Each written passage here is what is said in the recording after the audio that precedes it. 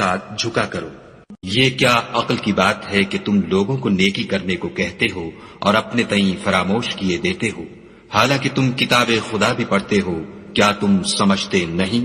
اور رنج و تکلیف میں صبر اور نماز سے مدد لیا کرو، اور بے شک نماز گراں ہے مگر ان لوگوں پر گراں نہیں جو عجز کرنے والے ہیں، جو یقین کیے ہوئے ہیں کہ وہ اپنے پروردگار سے ملنے والے ہیں اور اس کی طرف لوٹ کر جانے والے ہیں۔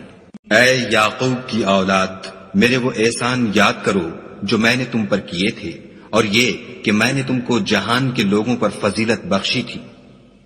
اور اس دن سے ڈرو جب کوئی کسی کے کچھ بھی کام نہ آئے، اور نہ کسی کی سفارش منظور کی جائے، اور نہ کسی سے کسی طرح کا بدلہ قبول کیا جائے، اور نہ لوگ کسی اور طرح مدد حاصل کر سکیں۔ اور ہمارے ان احسانات کو یاد کرو جب ہم نے تم کو قوم فرعون سے مخلصی بخشی، وہ لوگ تم کو بڑا دکھ دیتے تھے، تمہارے بیٹوں کو تو قتل کر ڈالتے تھے اور بیٹیوں کو زندہ رہنے دیتے تھے، اور اس میں تمہارے پروردگار کی طرف سے بڑی سخت آزمائش تھی۔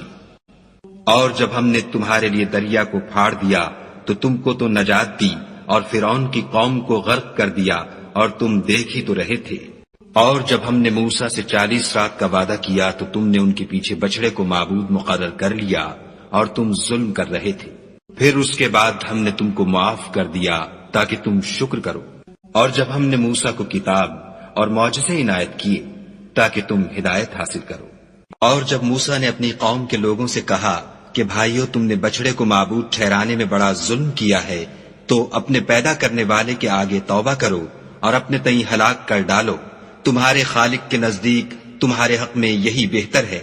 پھر اس نے تمہارا قصور معاف کر دیا، وہ بے شک معاف کرنے والا اور صاحب رحم ہے۔ اور جب تم نے موسیٰ سے کہا کہ موسیٰ، جب تک ہم خدا کو سامنے نہ دیکھ لیں گے تم پر ایمان نہیں لائیں گے، تو تم کو بجلی نے آ گھیرا اور تم دیکھ رہے تھے۔ پھر موت آ جانے کے بعد ہم نے تم کو از سر نو زندہ کر دیا تاکہ احسان مانو، اور بادل کا تم پر سایہ کیے رکھا